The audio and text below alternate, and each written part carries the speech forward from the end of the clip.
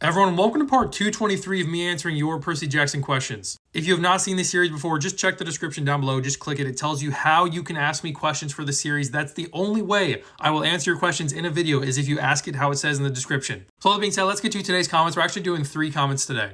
All right, comment number 1 says, if gods can be in more than one places at once, then how come Poseidon in The Last Olympian couldn't save his palace? You know, I've thought of that as well, actually. Like, how did he have to, focus all of his power into taking down Typhon?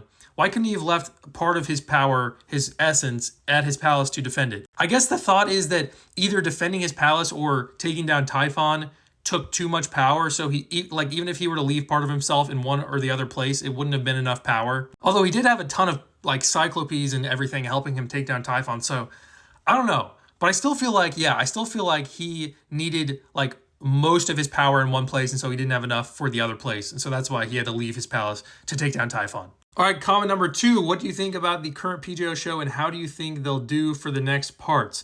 I've talked about the PJO show many times on my channel, and like I said, I feel like the acting could be better. I really hope it's better in season 2, which is, by the way, is coming out in half a month. No, not half a month.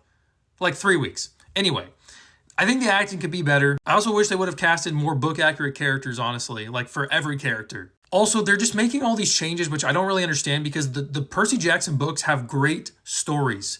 And I don't know why you would change the things. I heard people, I saw a comment yesterday, I think, saying oh, Rick Riordan is writing the TV show how he would have written those books if they were written in 2025. And I'm just that's stupid. He wrote the books 20 years ago with a specific thought in mind for the story. So you don't just want to go and rewrite those stories now. We love the books for a reason because they're really good. Why can't you just adapt those exactly? Why do you have to change stuff? And I know they keep all the major plot points the same and everything, but they're changing a bunch of the smaller things, which I don't necessarily like. Although I think I will like season 2 more than season 1, just because it's going to look a lot better visually from what we've seen in the trailers.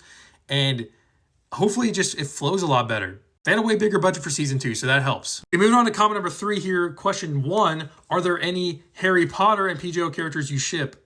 I don't really get into this that much because obviously it's never going to happen. Percy Jackson and Harry Potter are never going to meet in any cinema or books. They're by 2 different authors, so I can't really get into the ship thing because it's just not going to happen. That being said, Percy Jackson and Hermione Granger. All right, question number 2, favorite Harry Potter character and PJO character, Prob Percy. Yes, my favorite Percy Jackson character is Percy, easily. I guess I'll say my favorite Harry Potter character is Harry Potter, but I've only read the books 1 time each, so I can't really tell that much about any of the characters. So yeah, that answers all today's comments. Go ahead and get in the comments section. Let me know what you thought of my answers for the questions, and if you have any different answers of your own for those questions, let me know those in the comments as well, and I'll see you tomorrow for part 224 of me answering your Percy Jackson questions.